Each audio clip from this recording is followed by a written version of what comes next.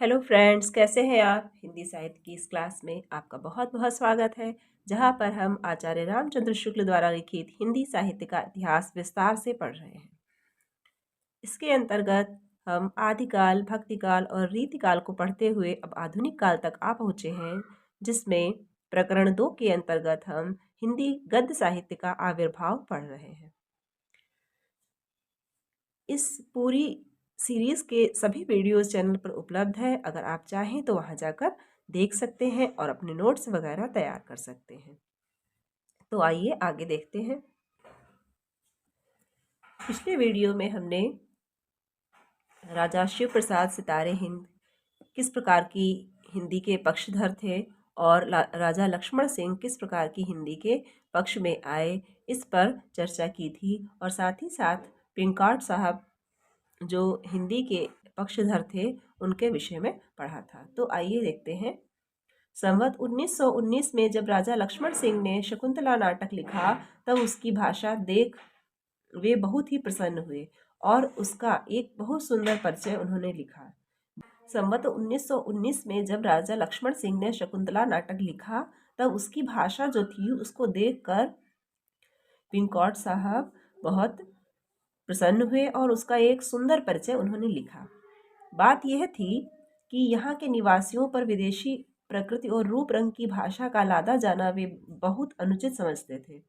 अपना यह विचार उन्होंने अपने उस अंग्रेजी लेख में स्पष्ट रूप से व्यक्त किया है, जो उन्होंने बाबू अयोध्या प्रसाद खत्री के खड़ी बोली पद्य की भूमिका के रूप में लिखा था। अपने अंग्रेजी लेख में जो उन्होंने बाबू अयोध्या प्रसाद खत्री के खड़ी बोली पद्य की भूमिका के रूप में लिखा था, देखिए उसमें वे क्या कहते हैं। अब यहाँ पर उनके क्या विचार हैं, इसको स्पष्ट करने के लिए आचार्य शुक्ल ने यहाँ पर इसे दिया हुआ है। फारसी मिश्रित हिंदी अर्थात उर्दू या हिंदुस्तानी के अदालती भाषा बनाए जाने के कारण उनकी बड़ी उन्नति हुई। इससे साहित्य की एक नई भाषा ही खड़ी हो गई। पश्चिमोत्तर प्रदेश के निवासी जिनकी यह भाषा कही जाती है, इसे एक विदेशी भाषा की तरह स्कूलों में सीखने के लिए विवश किए जाते हैं। ये उन्होंने कहा। जब उर्दू या हिंदुस्तानी को अदालती भाषा बना दिया गया और सभी इसको सीखने के लिए विवश हुए, तब उन्होंने ये बात कही। पहले कहा जा चुका है कि राजा शिव प्रसाद ने उर्दू की ओर झुकाव हो जाने पर भी साहित्य की पाठ्य पुस्तक गुटका में भाषा का आदर्श हिंदी ही रखा। ये पहले पढ़ चुके हैं कि राजा शिव प्रसाद सिंह उर्दू की ओर झुकाव तो उनका हो गया था, फिर भी उन्होंने साहित्य की जो पाठ्य पुस्तकें चलाई जा रही थी गुटका, उसमें भाषा का आदर्श हिंदी ही रखा। उक्त गुटका में उन्होंने राजा भोज का सपना, रानी केतकी की कहानी के साथ ही राजा लक्ष्मण सिंह के शकुंतला नाटक का भी बहुत सा अंश रखा। पहला गुटका शायद संवत 1924 में प्रकाशित हुआ था। संवत 1919 और 1924 के बीच कई संवाद पत्र हिंदी में निकले। प्रजाहितैषी का उल्लेख हो चुका है। संवत 1920 में लोकमित्र नाम का एक पत्र ईसाई धर्म प्रचार के लिए आगरे से निकला था। संवत 1920 में लोकमित्र नाम का एक पत्र ईसाई धर्म प्रचार के लिए आगरा से निकला था, जिसकी भाषा शुद्ध हिंदी होती थी। लोकमित्र की भाषा शुद्ध हिंदी होती थी। लखनऊ से जो अवध अखबार उर्दू का निकलने लगा था, उसके कुछ भाग में हिंदी के लेख भी रहते थे। जिस प्रकार इधर संयुक्त प्रांत में राजा शिव प्रसाद शिक्षा विभाग में रहकर हिंदी की किसी न किसी रूप में रक्षा कर रहे थे, उसी प्रकार पंजाब में बाबू नवीन चंद्र राय महाशय कर रहे थे। जिस प्रकार संयुक्त प्रांत में शिव प्रसाद हिंदी के किसी न किसी रूप की रक्षा कर रहे थे, उसी प्रकार से पंजाब में बाबू नवीन चंद्र राय हिंदी की रक्षा कर रहे थे। संवत 1920 और 1937 के बीच नवीन बाबू ने भिन्न भिन्न विषयों की बहुत सी हिंदी पुस्तकें तैयार की। 1920 से लेकर 1937 तक नवीन बाबू ने भिन्न भिन्न विषयों की हिंदी की बहुत सी पुस्तकें तैयार की और दूसरों से तैयार कराई।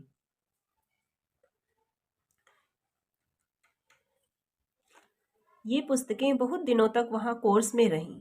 पंजाब में स्त्री शिक्षा का प्रचार करने वालों में ये मुख्य थे। शिक्षा प्रचार के साथ साथ समाज सुधार आदि के उद्योग में भी बराबर रहते थे। कौन? नवीन चंद्र राय। ईसाइयों के प्रभाव को रोकने के लिए किस प्रकार बंगाल में ब्रह्मा समाज की स्थापना हुई थी उसका उल्लेख पहले हो चुका है।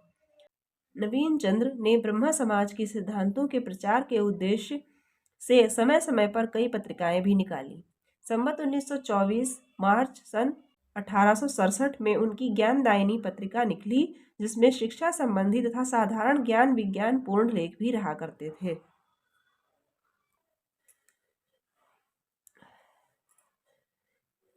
संवत 1924 में उनकी एक ज्ञानदायिनी पत्रिका निकली, जिसमें शिक्षा संबंधी तो लेख होते ही थे, साथ ही साथ साधारण ज्ञान विज्ञान पूर्ण लेख भी रहा करते थे। यहाँ पर कह देना आवश्यक है कि शिक्षा विभाग द्वारा जिस हिंदी गद्य के प्रचार में ये सहायक हुए वह शुद्ध हिंदी गद्य था। कि शिक्षा विभाग द्वारा जिस हिंदी गद्य के प्रचार में ये सहायक हुए वह कौन सी हिंदी थी? वो शुद्ध हिंदी। हिंदी को उर्दू के झमेले में पढ़ने से ये सदा बचाते रहे। ये उर्दू वाली हिंदी नहीं थी, ये शुद्ध हिंदी गद्य था और हिंदी को उर्दू के झमेले से सदा बचाते रहे।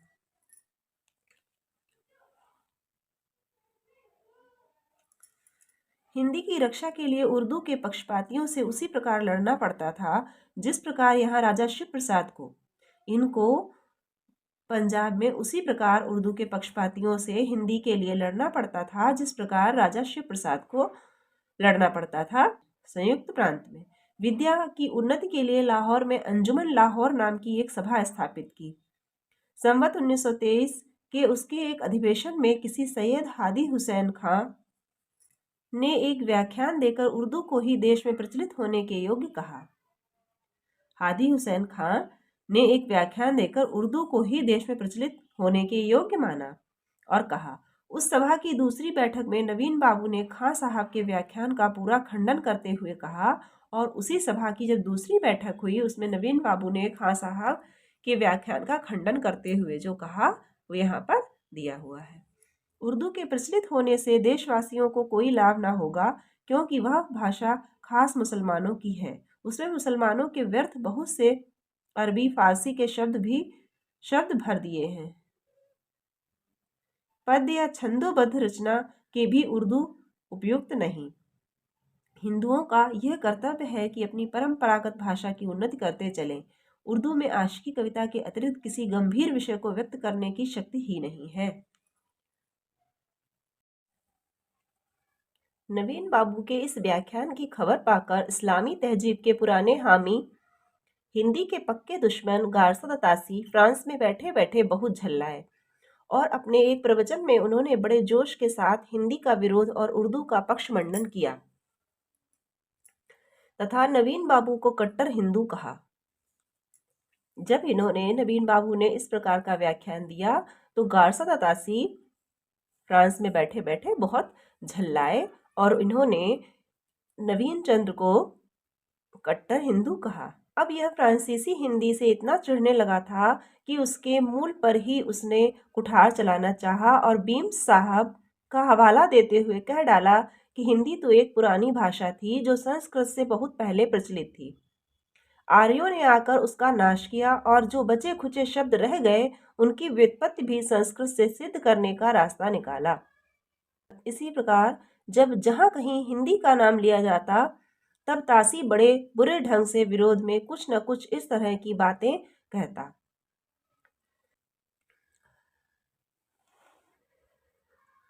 सर सैयद अहमद का अंग्रेज अधिकारियों पर कितना प्रभाव था ये पहले कहा जा चुका है। संवत 1925 में इस प्रांत के शिक्षा विभाग के अध्यक्ष हैवेल साहब ने अपनी यह राय जाहिर की कि यह अधिक अच्छा होता यदि हिंदू बच्चों को उर्दू सिखाई जाती, न कि एक ऐसी बोली में विचार प्रकट करने का अभ्यास कराया जाता जिसे अंत में एक दिन उर्दू के सामने सिर झुकाना पड़ेगा। ये हैवेल साहब ने सर सैयद अहमद के प्रभाव में आकर इस प्रकार की अपनी राय जाहिर की। इस राय को गारसद अतासी ने बड़ी खुशी के साथ अपने प्रवचन में शामिल किया। इसी प्रकार इलाहाबाद इंस्टीट्यूट के एक अधिवेशन में संवत 1925 जब यह विवाद हुआ था कि देसी जबान हिंदी को माने या उर्दू को, तब हिंदी के पक्ष में कई वक्ता उठकर बोले थे। उन्होंने कहा था कि अदालतों में उर्दू जारी होने का यह फल हुआ कि अधिकांश जनता, विशेषतः गांवों की, जो उर्दू से सर्वथा अपरिचित है, बहुत कष्ट उठाती है। जब अदालतों की भाषा उर्दू हो गई थी तो अधिकांश गांव आदि की जनता, जो उर्दू भाषा से बिल्कुल अपरिचित थी, उसको बहुत कष्ट हुआ। इससे हिंदी का जारी होना बहुत आवश्यक है। बोलने वालों में से किसी किसी ने कहा कि केवल अक्षर नागरी के रहें, और कुछ लोगों ने कहा कि भाषा भी बदलकर सीधी सादी की जाए। इस पर भी गारसादा तासी ने हिंदी के पक्ष में बोलने वालों का उपहास किया था। इससे जाहिर होता है कि गारसादा तासी हिंदी के धुर विरोधी थे। उसी काल में इंडियन डेली न्यूज के एक लेख में हिंदी प्रचलित किए जाने की आवश्यकता दिखाई गई थी। उसका भी जवाब देने तासी साहब खड़े हुए थे। अवध अखबार में जब एक बार हिंदी के पक्ष में लेख छपा था, तब भी उन्होंने उसके संपादक की राय का जिक्र करते हुए हिंदी को एक भद्दी बोली कहा था, जिसके अक्षर भी देखने में सुडौल नहीं लगते। शिक्षा के आंदोलन के साथ ही ईसाई मत का प्रचार रोकने के लिए मतांतर संबंधी आंदोलन देश के पश्चिमी भागों में भी चल पड़े। शिक्षा के आंदोलन के साथ ही ईसाई मत के प्रचार को रोकने के लिए, जो कि जोरों से चल रहा था, मतांतर संबंधी आंदोलन देश के पश्चिमी भागों में भी चल पड़े। पैगंबरी एकेश्वरवाद की ओर नव शिक्षित लोगों को खींचते देख स्वामी दयानंद सरस्वती वैदिक एकेश्वरवाद लेकर खड़े हुए, और संवत 1920 से उन्होंने अनेक नगरों में घूम घूम कर व्याख्यान देना आरंभ किया। जब उन्होंने दयानंद सरस्वती ने पैगंबरी एकेश्वरवाद की ओर नव शिक्षितों को आकृष्ट होते देखा, खींचते देखा, तो वो वैदिक एकेश्वरवाद को लेकर खड़े हुए और उन्होंने 1920 से इसका घूम घूम कर नगरों में प्रचार प्रारंभ किया। कहने की आवश्यकता नहीं कि ये व्याख्यान देश में बहुत दूर दूर तक प्रचलित साधु हिंदी भाषा में ही होते थे। स्वामी जी ने अपना सत्यार्थ प्रकाश तो हिंदी या आर्य भाषा में प्रकाशित ही किया। वेदों के भाष्य भी संस्कृत और हिंदी दोनों में किए। इन्होंने अपना सत्यार्थ प्रकाश तो हिंदी या आर्य भाषा में प्रकाशित ही किया, साथ ही साथ वेदों के भाष्य भी संस्कृत और हिंदी दोनों में किए। स्वामी जी के अनुयायी हिंदी को आर्य भाषा कहते थे। स्वामी जी ने संवत 1922 में आर्य समाज की स्थापना की और सब आर्य समाजियों के लिए हिंदी या आर्य भाषा का पढ़ना आवश्यक ठहराया। स्वामी जी ने आर्य समाज की स्थापना 1920 में संवत 1922 में की और सब आर्य समाजियों के लिए हिंदी या आर्य भाषा का पढ़ना आवश्यक ठहराया। संयुक्त प्रांत के पश्चिमी जिलों और पंजाब में आर्य समाज के प्रभाव से हिंदी गद्य का प्रचार बड़ी तेजी से हुआ। पंजाबी बोली में लिखित साहित्य न होने से और मुसलमानों के बहुत अधिक संपर्क से पंजाब वालों की लिखने पढ़ने की भाषा उर्दू हो रही थी। पंजाबी बोली में लिखित साहित्य नहीं था और मुसलमानों के बहुत अधिक संपर्क में होने से पंजाब वालों की लिखने पढ़ने की भाषा उर्दू होती जा रही थी। आज जो पंजाब में हिंदी की पूरी चर्चा सुनाई देती है, इन्हीं की बदौलत है। इन्हीं की बदौलत अर्थात दयानंद सरस्वती, जिन्होंने आर्य समाज का प्रचार सभी जगह किया। संवत 1910 के लगभग ही विलक्षण प्रतिभाशाली विद्वान पंडित श्रद्धाराम फुल्लौरी के व्याख्यानों और कथाओं की धूम पंजाब में आरंभ हुई। जालंधर के पादरी गोकुलनाथ के व्याख्यानों के प्रभाव से कपूरथला नरेश महाराज रणवीर सिंह ईसाई मत की ओर झुक रहे थे। पंडित श्रद्धाराम जी तुरंत संवत 1920 में कपूरथला पहुंचे और उन्होंने महाराज के सब संशयों का समाधान करके प्राचीन वर्णाश्रम धर्म का ऐसा सुंदर निरूपण किया कि सब लोग मुग्ध हो गए। पंजाब के सब छोटे बड़े स्थानों में घूमकर पंडित श्रद्धाराम जी उपदेश और वक्तृताएं देते तथा रामायण महाभारत आदि की कथाएं सुनाते। उनकी कथाएं सुनने के लिए दूर दूर से लोग आते और सहस्रों आदमियों की भीड़ लगती थी। उनकी वाणी में अद्भुत आकर्षण था और उनकी भाषा बहुत जोरदार होती थी।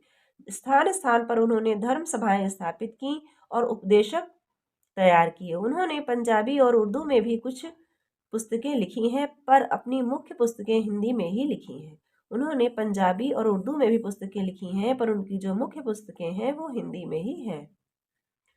अपना सिद्धांत ग्रंथ सत्यामृत प्रवाह उन्होंने बड़ी प्रौढ़ भाषा में लिखा है।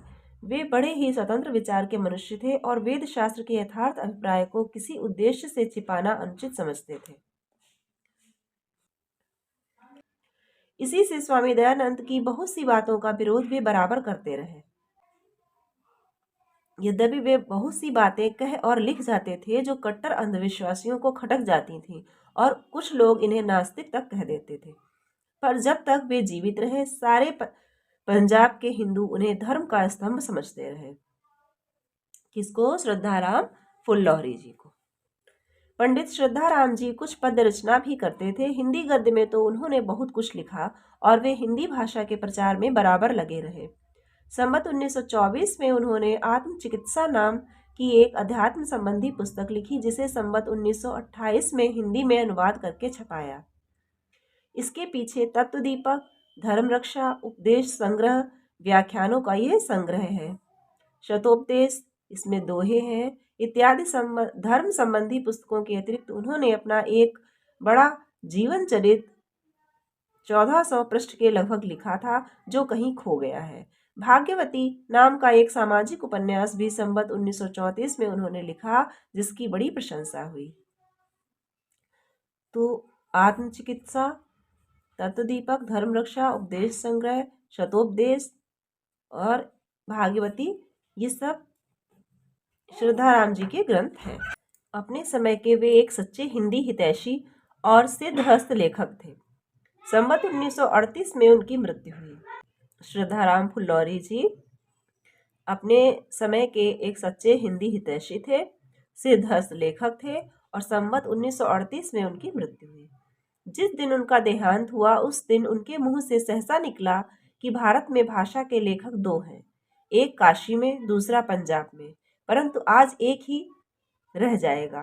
कहने की आवश्यकता नहीं कि काशी के लेखक से अभिप्राय हरिश्चंद्र से था। राजा शिव प्रसाद आम फहम और खास पसंद भाषा का उपदेश ही देते रहे। उधर हिंदी अपना रूप आप स्थिर कर चली। राजा शिव प्रसाद सितारे हिंद जो थे वो आम फहम और खास पसंद भाषा, जिसमें जो उर्दू मिश्रित थी, उसका ही उपदेश देते रहे और उधर हिंदी जो थी उसने अपना रूप स्वयं स्थिर कर लिया। इस बात में धार्मिक और सामाजिक आंदोलनों ने भी बहुत कुछ सहायता पहुंचाई। हिंदी गद्य की भाषा किस दिशा की ओर स्वभावतः जाना चाहती है, इसकी सूचना तो काल अच्छी तरह दे रहा था। सारी भारतीय भाषाओं का साहित्य चिरकाल से संस्कृत की परिचित और भावपूर्ण पदावली का आश्रय लेता चला आ रहा था। सारी भारतीय भाषाओं का साहित्य चिरकाल से संस्कृत की परिचित और भावपूर्ण पदावली का आश्रय लेता चला आ रहा था। अतः गद्य के नवीन विकास में उस पदावली का त्याग और किसी विदेशी पदावली का सहसा ग्रहण कैसे हो सकता था, जबकि बंगला, मराठी आदि अन्य देशी भाषाओं का गद्य परंपरागत संस्कृत पदावली का आश्रय लेता हुआ चल पड़ा था। जबकि बंगला, मराठी आदि अन्य जो देशी भाषाएं थीं, उनका गद्य भी परंपरागत संस्कृत पदावली का आश्रय लेकर ही चला था। तब हिंदी गद्य उर्दू के झमेले में पड़कर कब तक रुका रहता? सामान्य संबंध सूत्र को त्याग कर दूसरी देशी भाषाओं से अपना नाता हिंदी कैसे तोड़ सकती थी? उनकी सगी बहन होकर एक अजनबी के रूप में उनके साथ वह कैसे चल सकती थी? सामान्य संबंध सूत्र जो था उसको त्याग कर दूसरी देशी भाषाओं से अपना नाता हिंदी कैसे तोड़ सकती थी? उनकी सगी बहन होकर वह एक अजनबी के रूप में उनके साथ कैसे चल सकती थी? जबकि यूनानी और लैटिन के शब्द यूरोप के भिन्न भिन्न मूलों से निकली हुई देशी भाषाओं के बीच एक प्रकार का साहित्यिक संबंध बनाए हुए हैं।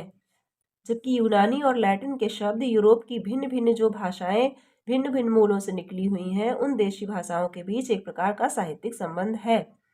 तब एक ही मूल से निकली हुई आर्य भाषाओं के बीच उस मूल भाषा के साहित्यिक शब्दों की परंपरा यदि संबंध सूत्र के रूप में चली आ रही है, तो इसमें आश्चर्य की क्या बात है?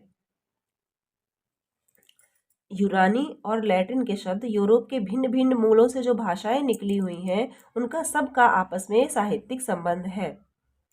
तब एक ही मूल से निकली हुई आर्य भाषाओं, एक ही मूल से निकली जितनी भी आर्य भाषाएं हैं, उनके साहित्यिक संबंधों का आपस में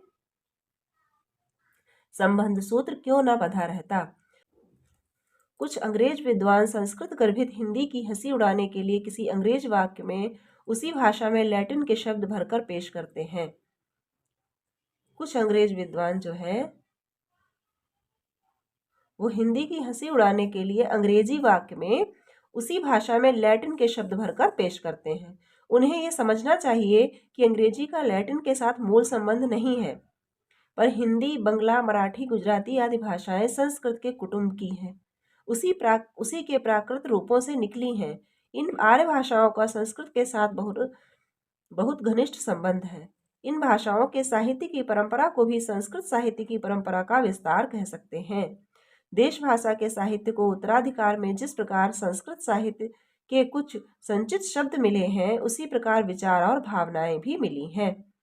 देश भाषा के साहित्य में उत्तराधिकार में जिस प्रकार संस्कृत साहित्य के कुछ शब्द हिंदी को मिले हैं, उसी प्रकार विचार और भावनाएं भी मिली हैं। विचार और वाणी की इस धारा से हिंदी अपने को विच्छिन्न कैसे कर सकती थी? जो विचार और भावनाओं की धारा प्रवाहित हो रही थी, उससे अपने को विच्छिन्न, अपने को अलग कैसे हिंदी कर सकती थी? हिंदी को तो उनमें मिलके चलना ही था। राजा लक्ष्मण सिंह के समय में ही हिंदी गद्य की भाषा अपने भावी रूप का आभास दे चुकी थी। राजा लक्ष्मण सिंह के समय में ही हिंदी गद्य की भाषा अपने आगामी रूप का आभास, अपने भावी रूप का आभास दे चुकी थी।